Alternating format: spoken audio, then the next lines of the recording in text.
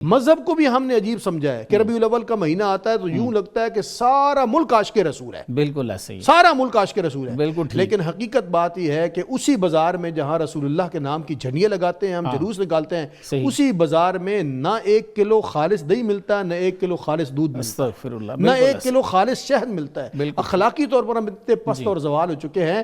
یہاں پاکستان کے اندر دوائیاں بھی 2 نمبر ہیں، ٹھیک، دل کے آپ کے سٹنٹ بھی 2 نمبر ہیں، ایسے جو زندگی بچانے کی چیزیں ہیں ہر چیز میں 2 نمبری ہے. علامہ صاحب یہ ارشاد فرمائیے کہ آوازیں تو بہت ہیں، بہت تبلیغ ہو رہی ہے چینلز پہ، سوشل میڈیا پہ، تو یہ فرمائیں کہ کیا ہماری دینی لحاظ سے مسلمان کی وہ تربیت ہو رہی ہے کہ ہم اپنی ذات سے آگے بڑھ کے تھوڑا سا تو دوسروں کے بارے میں بھی سوچیں، خود سے آگے بڑھیں گے پھر دوسروں کے لیے سوچیں گے تو دوسرے ممالک کی باری تو بعد میں آتی ہے.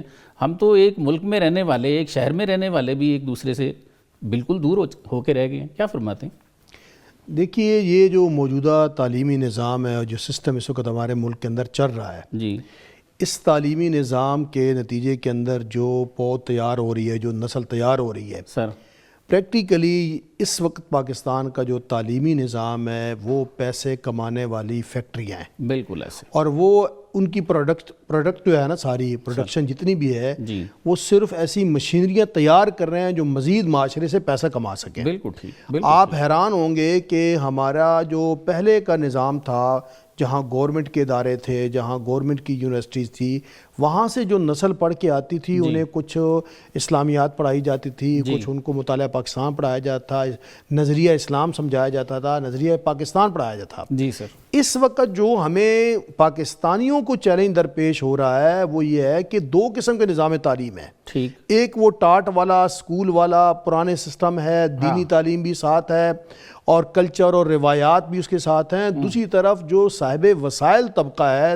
جن کے پاس مال و دولت کی فراوانی ہے، او لیول اور اے لیول والا جو سسٹم ہے، جو بیکن ہاؤس کا نظام ہے، جو سٹی پبلک اسکول کا نظام ہے، جو بعد میں آکسفورڈ جا کر پڑھتے ہیں، یہ وہ طبقہ ہے کہ جو شروع سے لے کر آخر تک جن کو ہوا ہی نہیں لگتی. بالکل. نہ انہیں قرآن پڑھایا جاتا ہے، نہ انہیں شریعت پڑھائی جاتی ہے، نہ انہیں اسلام پڑھایا جاتا ہے، نہ اسلامیات اور دنیات پڑھائی جاتی ہے. پھر وہی طبقہ ہمارا آج آ کے اوپر حکمران بنتا ہے، سیول سروس میں وہی لوگ آتے ہیں. بالکل صحیح. اور اب تو سر ایک بہت خطرناک چیز جو سامنے آ رہی ہے کہ یونیورسٹیز کے اور موجودہ تعلیمی نظام کے نتیجے میں نوجوان نسل دہریہ ہو رہی ہے. بالکل صحیح. ابھی آپ بات کر رہے تھے کہ ہمارے اندرونی اختلاف، یہ شیعہ اور سنی کی بحثیں اور دوبندی اور بریلوی کی بحثیں، یہ تو پیچھے رہ گئی. کوئی مسلمان ہوگا تو اس بات پہ بحث کرے گا.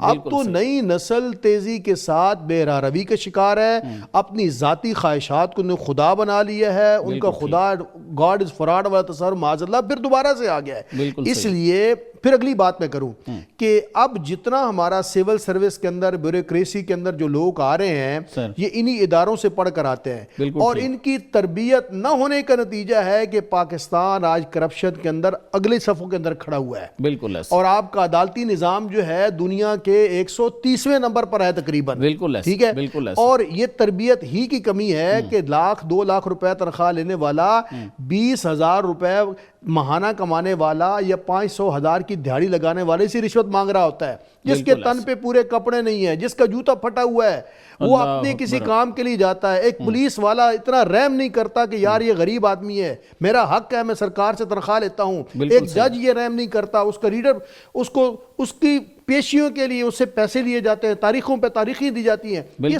سارا سسٹم جو ہے تربیت کی کمی کا ہے. اگر خوف خدا ہو، للہیت ہو، تعلیم کے ساتھ تربیت ہو، تو تعلیم جو ہے نا سر، یہ جو یونیورسٹی کے اندر جو ڈگریاں ملتی ہیں، یہ تو کسی نے کیا خوب کہا تھا، یہ تو رسید ہوتی ہے کہ آپ کے والدین نے آپ کو اتنے پیسے دیے تھے اور اتنے سال آپ نے یہاں گزارے. یہ تعلیم تو آپ کے کریکٹر سے جھلکتی ہے، آپ کے رویوں سے جھلکتی ہے، آپ کے لین دین سے جھلکتی ہے، آپ کی گفتگو سے جھلکتی ہے. اس لیے یہ بالکل آپ کی بات درست ہے کہ ہماری پستی اور زوال کے اسباب میں سے ایک بڑا سبب یہ ہے کہ اخلاقی طور پر ہم دیوالیہ ہو چکے ہیں. میں ابھی ایک بات کر رہا تھا آپ سے نیچے بھی کہ گزشتہ دنوں ایک دوست نے میں ایک واقعہ سنایا کہ میں شادی حال میں گیا اور وہاں میں نے بکنگ کروانی تھی، تو کوئی ریٹ پر بات ہو رہی تھی کہ جو مینیو بتایا گیا تو اس میں کچھ چکن تھا، کچھ اور چیزیں تھی، تو اس نے 450 کا کہا، تو ہم نے کہا کوئی کنسیشن کر دیں. تو اس نے کہا جی کہ آپ ایسا کریں کہ پھر آپ نے ہیرو مرغی لگوا لیں. آپ ہیرو مرغی لگوا لیں تو آپ کا آرڈر 300 میں ہو جائے گا. اب وہ صاحب بالکل جانتے نہیں تھے کہ ہیرو کیا چیز ہوتی ہے. انہوں نے کہا بھی ہیرو کیا چیز ہے؟ انہوں نے کہا جی وہ ٹھنڈی مرغی. اب ٹھنڈی کا کیا مطلب ہے؟ اب سیدھی طرح وہ یہ تو نہیں کہتا کہ حرام یا مردار مرغی کی کہہ رہا ہے. تو وہ مردار مرغیاں، حرام مرغیاں شادی حالوں میں، شادیوں پہ، فنکشن پہ دی جاتی ہیں، اور یہ کسی ایک جگہ نہیں ہے، ہر چیز کے اندر ملاوٹ ہے. آپ حالت دیکھیں، یعنی میں ابھی آپ بات کر رہے تھے مذہب کی، مذہب کو بھی ہم نے عجیب سمجھا ہے کہ ربیع الاول کا مہینہ آتا ہے تو یوں لگتا ہے کہ سارا ملک عاشق رسول ہے. بالکل ایسے ہی، سارا ملک عاشق رسول ہے. بالکل. لیکن حقیقت بات یہ ہے کہ اسی بازار میں جہاں رسول اللہ کے نام کی جھنڈیاں لگاتے ہیں، ہم جلوس نکالتے ہیں، اسی بازار میں نہ 1 کلو خالص دہی ملتا ہے، نہ 1 کلو خالص دودھ ملتا ہے، نہ 1 کلو خالص شہد ملتا ہے. اخلاقی طور پر ہم اتنے پست اور زوال ہو چکے ہیں. یہاں پاکستان کے اندر دوائیاں بھی 2 نمبر ہیں، ٹھیک، دل کے آپ کے سٹنٹ بھی 2 نمبر ہیں، ایسے جو زندگی بچانے کی چیزیں ہیں ہر چیز میں 2 نمبری ہے. بالکل. یورپ جن کو ہم گالیاں دیتے ہیں نا، ان کے اندر کچھ کوالٹیاں ہیں.